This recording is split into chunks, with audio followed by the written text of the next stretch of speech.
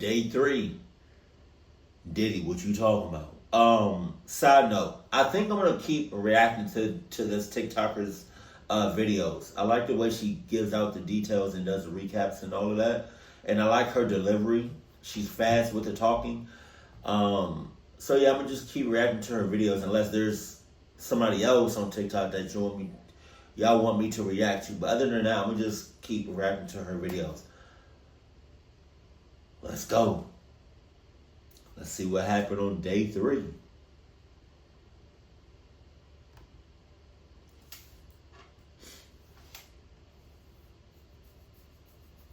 Day 3 of Diddy's trial, and Cassie is back on the stand, and they took a 10-minute break, so I'm going to give you all the information that was given so far. Started off with Cassie confirming that the 2 thumb drives submitted into evidence with all the messages and photos came from her devices. And prosecutors returned to the hotel surveillance footage, and if you didn't already hear, the entire 15-minute video was released publicly. And you can see witness number 1, Israel Flores, who was the former security guard, but Cassie then talked about the aftermath. She said she left the hotel barefoot, got into an Uber to take her home, and then text Diddy, "Please stay far away from me." But that didn't stop Diddy from harassing her, sending her text messages saying, "Call me, yo, please call me, I got 6 kids. Please call me. Yo, please call, I'm surrounded. Call me for my kids, help." When asked if she believed that Diddy was really surrounded by cops, she said no. Now, Cassie did respond to his text messages saying, "I have a premiere for the biggest thing I've ever done. I have a black eye and a fat lip. You are sick for thinking it's okay to do what you've done." Cassie told the jury she wore sunglasses to cover her injuries, but when she was in the Uber, she took a selfie to show her swollen lip. She said when she got home, her friend Carrie Morgan saw her injuries and called the police, and when they arrived,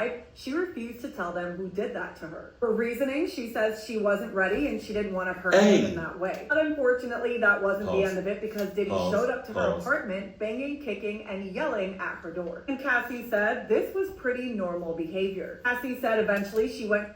Okay, can you imagine being an Uber driver in that context of that situation? Can you imagine?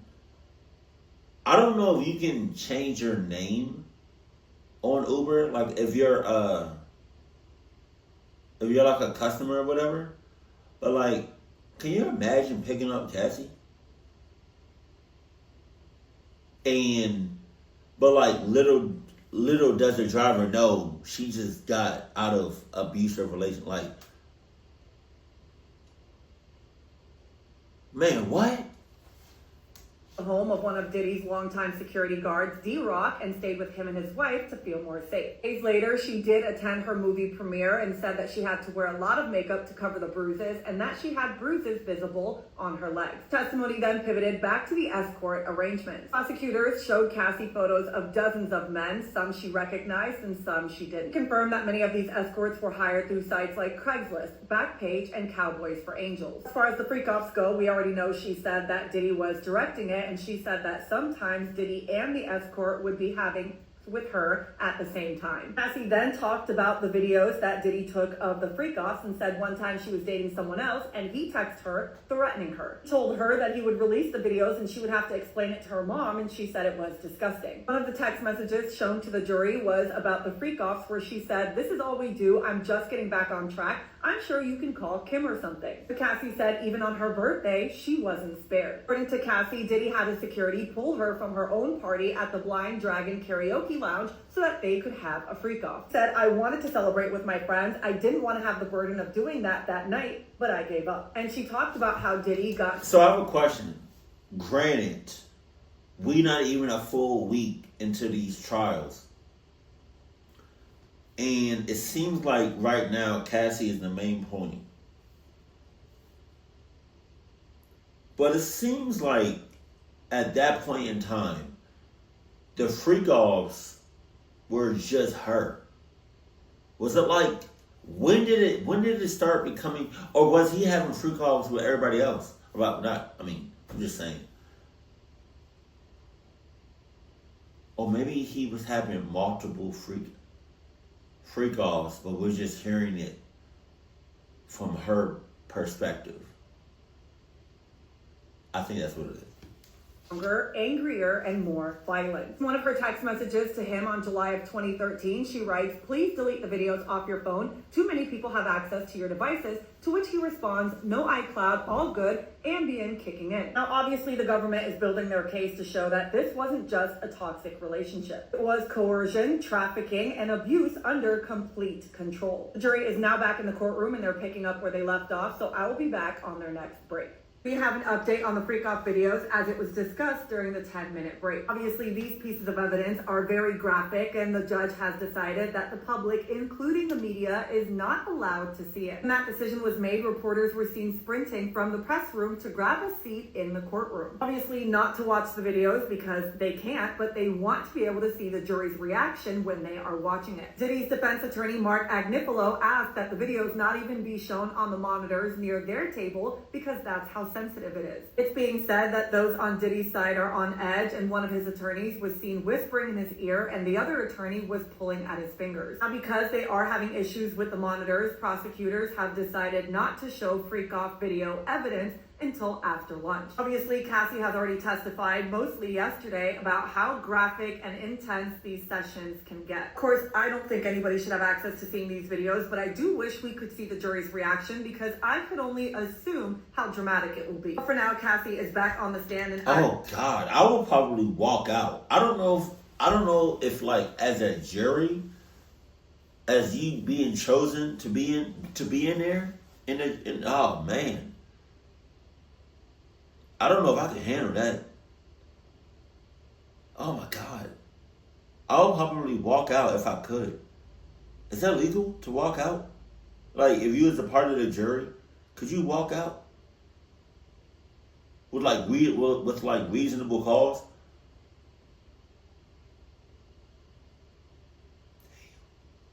Damn. I can't imagine watching the videos and then looking at Cassie right then and this is what's going on for 8 weeks. This is supposed to go on for 8 weeks. And this is the 3rd day. God damn.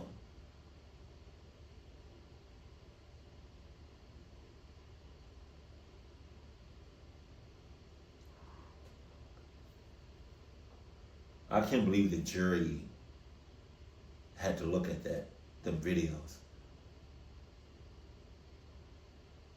Oh my God. God damn. we'll be back with more updates. After the short break, Cassie was back on the stand and she talked about the fact that there might be a video circulating of her that was sexually explicit. She told the jury that immediately her thoughts went to it might be a freak-out video, so she reached out to Diddy. At the time, they were in Atlantic City and she said that she and Diddy drove from Atlantic City back to New York to confront the DJ who said he saw this video. The meeting happened in a restaurant, but according to Cassie, it wasn't just a conversation. She said it was a coordinated intimidation tactic and Diddy had his security line the room. She also testified that Uncle Polly and her manager, James Cruz, were also present. Prosecutors then asked her how she would recover from these freak-offs, and she said she needed to feel numb, and they followed a disturbing routine. Massages, IV fluids, a chef cooking them meals. All of it was designed to normalize the aftermath of what she called physically and emotionally scarring events. She also said she suffered from frequent UTIs that got so severe that eventually antibiotics stopped working. She also added that she had sores on her tongue that she described as friction in her mouth due to doing oral during the freak-offs. One of the text messages shown to the jury was a text from her to Diddy saying another UTI with a sad emoji face, but she said she often blamed herself for this. Then came the testimony about Jules, who was Diddy.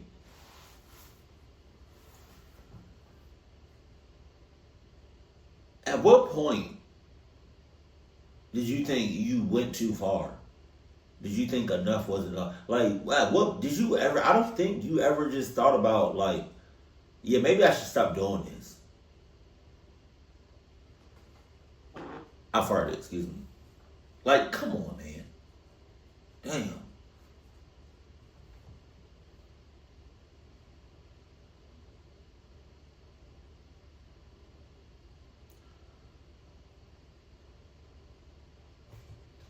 the male escort who frequently joined her and Diddy at clubs. But Cassie said she didn't like going to clubs and they made her feel uncomfortable, but he would always push her to go. He would often drink or do substances before going. Prosecutors asked if she ever wanted to sleep with him, and she laughed and said, "No, but I knew him." When asked why did she said because of Sean. She testified that Jules was present during some of the freak-offs where Diddy would hit her. She said sometimes the assaults happened in the same rooms and escorts like Jules would ask if she was okay afterwards. She said the assaults happened too frequently and happened in cities like New York, LA, and Miami. Now she talks about an incident that happened in August of 2013 where she was getting ready to go to Drake's OVO Music Festival concert in Canada. She testified that she was sleeping in her apartment after going out with some of her friends, and she woke up to commotion of Diddy being there. He was yelling about the fact that she was sleeping and not packing for their upcoming trip, and two of her friends jumped on his back because he was trying to attack Cassie. Cassie recalls, eventually we ended up from the living room into the master bedroom and they were still jumping on his back, and when he threw me down, I hurt my eyebrow on the corner of my bed. She added there was a pretty significant gash on one of the sides of her eyebrow. But Diddy did not take her to the ER. Instead, he had his security take her to a plastic surgeon in Beverly Hills. He said after the incident, she texted him a photo of herself saying, "So you can remember." And he tells her, "You don't know when to stop. You have pushed it too far." She replied saying, "Just say sorry. I don't know why I deserve that. You could care less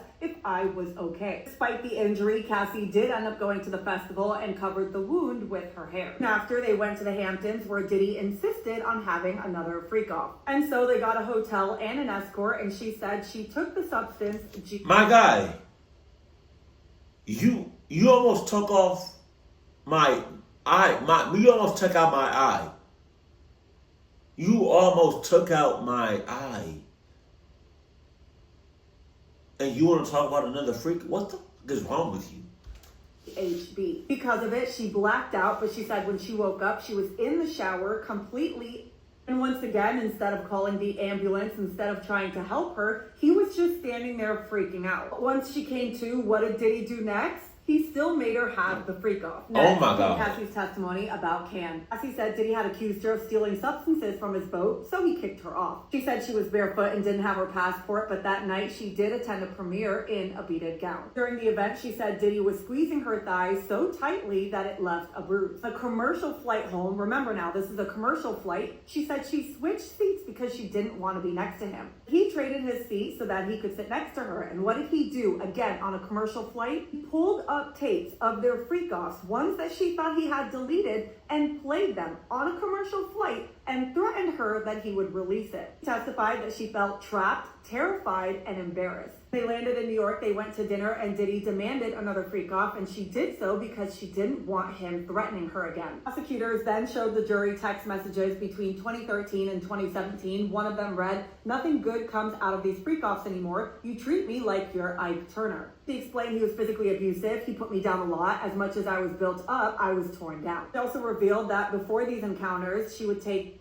because she was driven by anxiety. She said it was Diddy's driver, Raheem, who brought her these pills. Prosecutors then brought up a text message she sent to Diddy on Father's Day where she said, "You are truly the most extraordinary man. I can't wait until we have a baby of our own." When asked why she sent that, she said, "Because I loved him and it was Father's Day." Right before court was adjourned for lunch, she said she did what she had to do to survive. She also added because it was the one thing that he made her feel like she was good at. As always, I will be back after lunch for more updates. Now heard more from Cassie after the lunch break, and Kid Cudi has entered the chat. What? Not only that, but we're also hearing how the jury reacted to Kid Cudi. The one that sung Day and Night.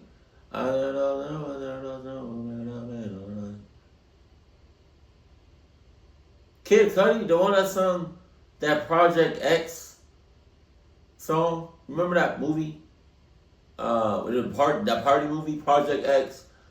You remember it like that? It was like a Kid Cudi song. I forgot, but man.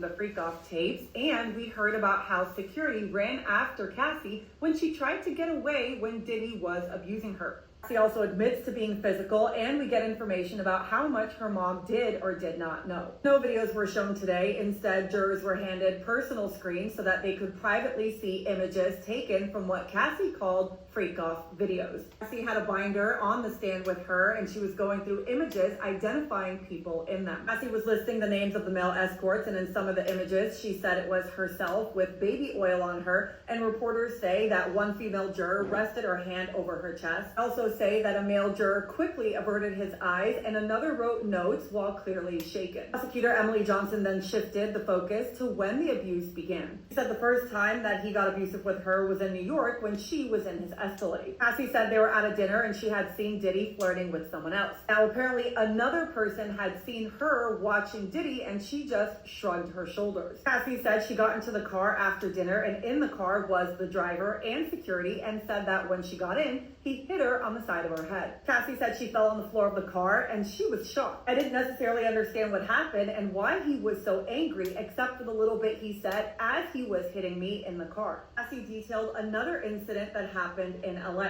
She said she was speaking to a producer about her music, and that's when Diddy accused her of being a... Cassie said she was intoxicated and she punched him. Prompted Diddy to not only beat her, but stomp her in the face while she was on the floor of the Escalade. When they got to the house, she jumped out of the car and tried to run across the street, but Diddy security caught up to her and brought her into the house. Lock him up! Lock him up! Lock him up! Lock him up! Lock him up!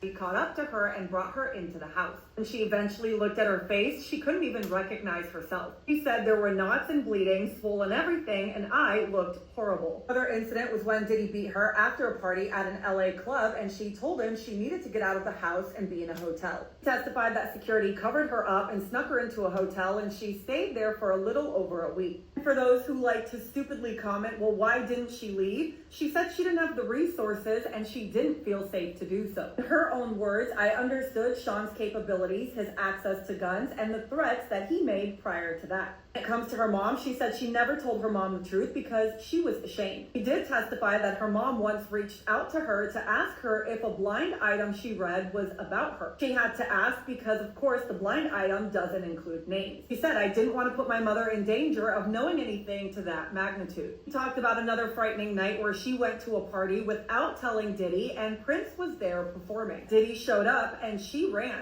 Later, he found out what hotel she was at, and she said he dragged her into the room, beat me up in that room, threw luggage, called me names, and said she had bruises and knots on her head. Now we get into Kid Cudi and how Diddy found out about this relationship. He said it was actually during a freak-off where Diddy had seen an email on her phone. He lunged at me with a wine opener. I ran to Scott's house and used a burner phone. Later, Diddy not only threatened to have her freak-off tapes released, but that he would harm not only her, but also Kid Cudi, which I'm sure you know he's very capable of doing so. Cassie said he told her that he wouldn't be harming her and Kid Cudi with his own hands, and it would happen when he was out of the country. Cassie did email her mom and one of Diddy's employees, and that email was shown to the jury. And she said that Diddy was threatening to release explicit videos of her, including on Christmas Day. She also put in this email exactly what I just told you, that Diddy had threatened her and Kid Cudi, but it wouldn't happen with his own hands, and when it does happen, he would be out of the country. And when asked if at this point she had told her mom everything, she said, no, I just told her this was the first time.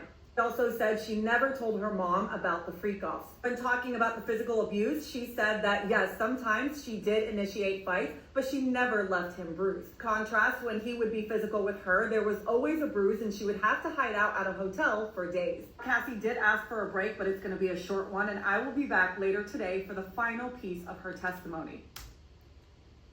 I see this comment that says... Now heard more from... What? Stop. I see this comment that says over here, Kid Cudi, question mark, question mark, question mark.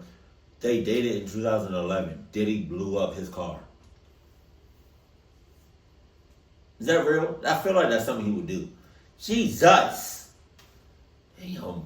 Cassie is officially done with her testimony and cross-examination is about to begin, but let's talk about everything she just revealed. In my last video, we obviously talked about the fact that Diddy had told Cassie, allegedly, that he would have her and Kid Cudi hurt when he was out of the country. Cassie said Diddy had told her that he wanted Kid Cudi's friends to see his car blow up at his home. Wow. After the car blew up, the three of them had a meeting at the Soho house to talk about their relationship. When Kid Cudi asked Diddy, "What about my vehicle?" Diddy said, "What vehicle?" and the meeting ended abruptly. Now, there was a photo of Cassie shown from September 18th, 2015, and it was one of her in a bathroom. Cassie said Diddy had beat her in a Vegas suite after an after party, and she tried hiding behind a toilet. He said he punched her and kicked her until James Cruz and D-Rock walked in and stopped him. When D-Rock saw her face, he started crying. Her face was swollen with black eyes and golf-sized knots. Cassie says she wasn't the only one that he got physical with. She saw him hitting his assistant, who they call Mia. Mia is someone who will be testifying. Again, that is not her real name, but Cassie also said she had seen Diddy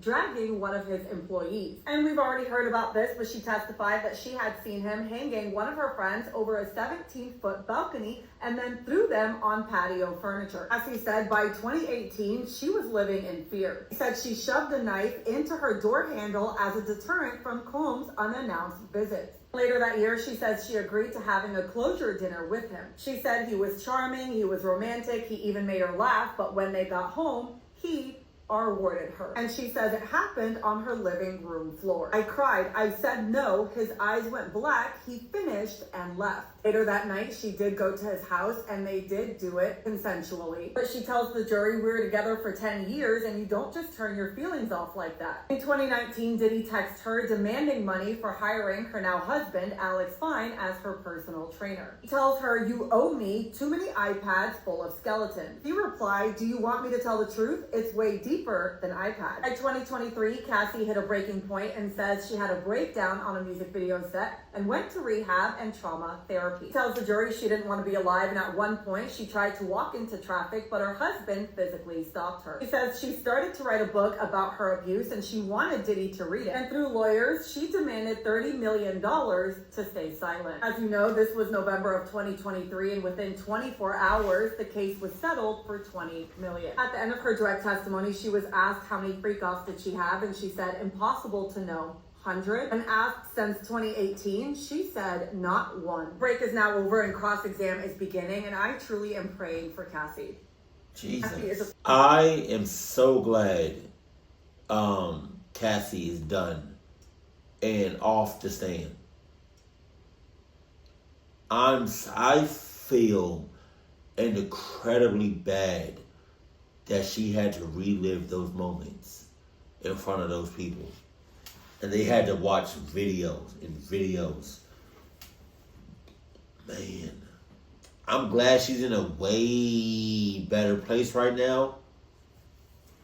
I'm glad she has a loving husband, loving kids, one on the way.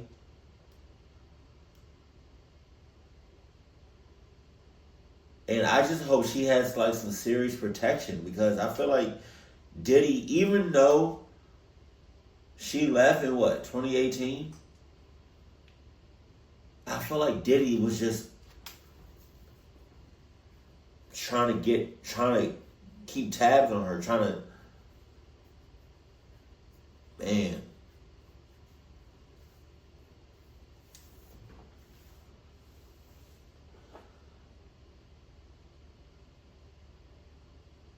I'm glad it stopped though.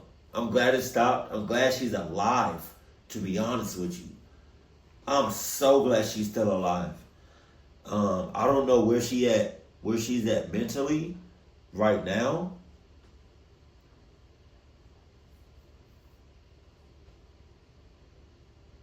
But